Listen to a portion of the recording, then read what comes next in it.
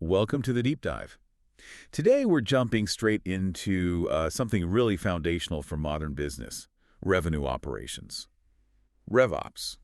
And specifically, we're looking at it through a lens the source material really highlights. Mm-hmm. The RevOps professional as a system thinker. Yeah, that's the core idea. Our sources for this deep dive, they're from the start of a thought leadership series called RevOps, Architects of Revenue Growth.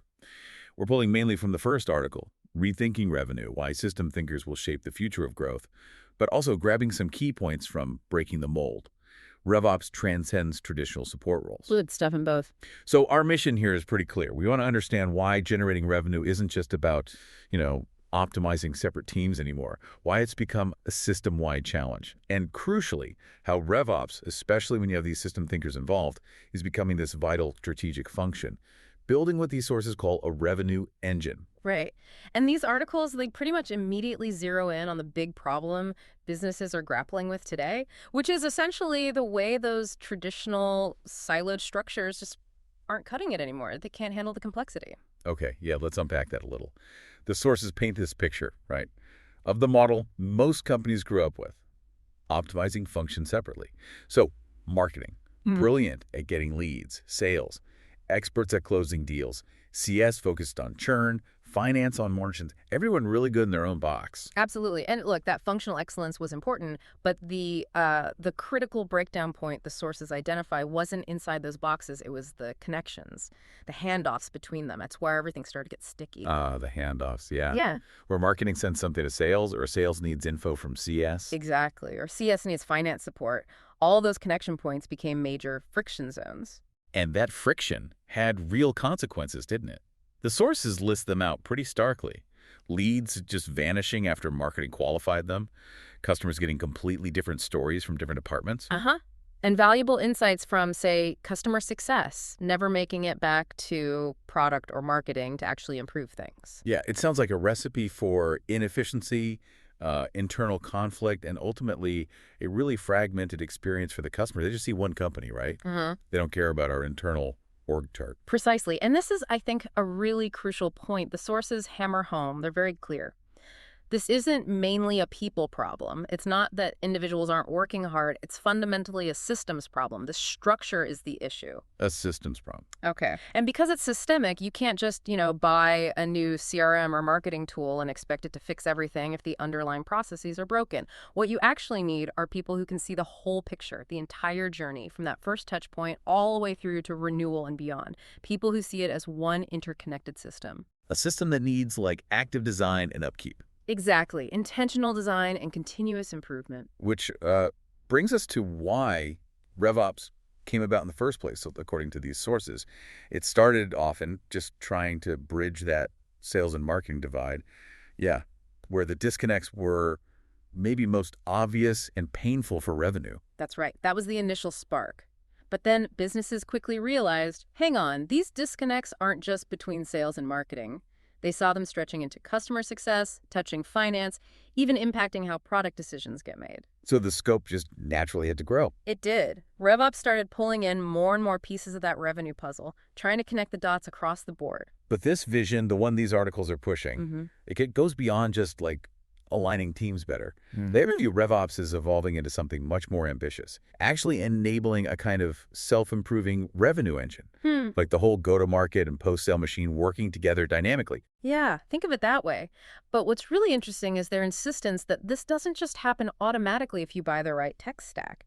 For all those parts, the processes, the data, the people, the tools, to genuinely mesh and work together like a well-oiled engine.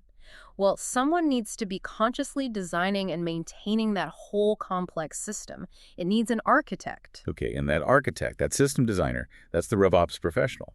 But viewed in this new light, moving completely away from thinking of RevOps as just, reactive support, cleaning up data, fixing reports. Exactly. That's the shift they're describing, from tactical support to strategic system thinker. And the articles get quite specific about what this person does. It's not just building dashboards, it's designing and constantly refining workflows that span departments. Right, not just optimizing within marketing, but optimizing the flow from marketing to sales to CS seamlessly. Precisely. And they're building data models but the sources stress these need to reflect the messy reality of the customer journey, not just prettied up dashboard data. Okay, reality, not just reports. And creating governance, the rules around data and process, but doing it in a way that ensures quality and consistency without just grinding everything to a halt with bureaucracy.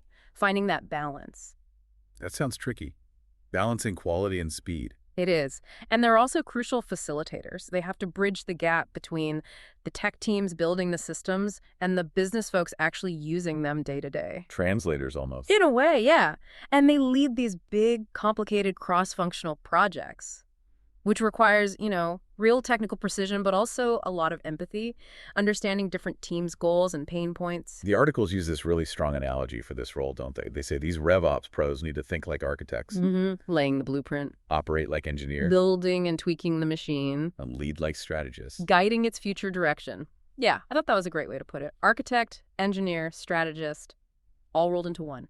Which leads right into that really punchy line for the source material. That is not support, that is infrastructure. Yes. That line stood out to me, too. That is not support, that is infrastructure. Wow. Okay, what does that really mean, thinking of RevOps as infrastructure for the revenue engine? Well, it changes the whole conversation, doesn't it? If RevOps is infrastructure, it means it's not just some cost center you try to minimize or a back office function. It's fundamental. They're building the actual roads and bridges the entire revenue side of the business runs on. Oh, okay. The operational foundation. Exactly. They're creating the underlying capability that makes scaling possible. That allows for a consistent customer experience that lets the business adapt when the market shifts. Without that solid infrastructure, everything else, new campaigns, product launches, it's all built on, shaky ground. And that solid infrastructure, that operational capability, that ties directly into what the sources call a sort of hidden competitive advantage, right? How well the organization actually functions as a system. Maybe even more than the product itself or the brand. Yeah, that's a fascinating point they make, that how smoothly things flow internally can become the real differentiator. And this raises the kinds of questions that, according to the articles, a system-focused RevOps function is uniquely positioned to answer. What kind of questions? Well, things like, can your sales and marketing teams really work from a single shared view of the customer, like genuinely? Okay, a unified view. Or if you need to pivot your business model or launch something new, can your core workflows actually adapt? Or do they just break under the strain? Adaptability. Can you consistently turn all that data you're collecting into actual decisions that move the needle? Not just more reports nobody reads. Data to decisions, not just data to dashboards. Right. And maybe the biggest one. Can you scale revenue without just scaling complexity to the point where the whole system slows down and gets bogged down? And these aren't just like abstract questions for executives to ponder. No.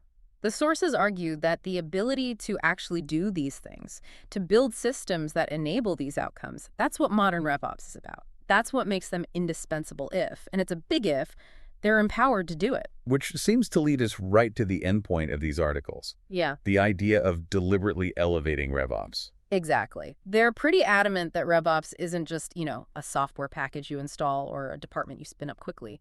It's more fundamental. It's a capability, it's a mindset, and it's core to being a future-ready business. It sounds like they're saying you kind of get the RevOps you treat it as if you see it as just support. You'll get support-level results. Yeah. But if you really elevate it... How do they suggest doing that?